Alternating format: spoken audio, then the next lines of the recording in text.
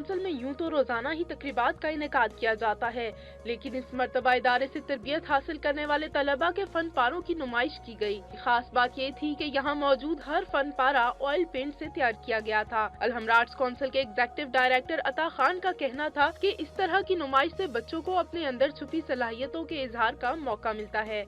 Alhamra arts council में जो classes हैं आर्ट की, पेंटिंग की, कैलीग्राफी की, उन तमाम स्टूडेंट्स की ये आउटपुट है और मैं बहुत खुश हूँ कि इनके टीचर्स ने भी मेहनत की, बच्चों ने भी मेहनत की और एक बेहतरी की तरफ गामजन है।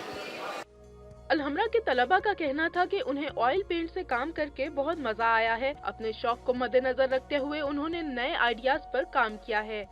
हर बच्चे का आप देखें, एक लैंडस्केप है, स्टिल लाइफ है, कैलीग्राफी भी है, फिगरेटिव भी है।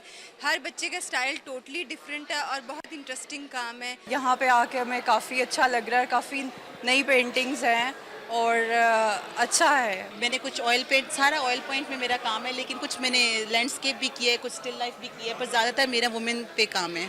वुमेन की वर्थ जो हमारी सोसाइटी में, बस वो शोर है।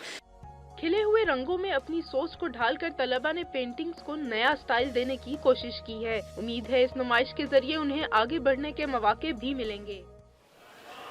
कैनवस पर बिखरे ये रंग मानो तो खिजा में भी बहार का सा गुमा देते हैं। बच्चों ने अपनी सोच को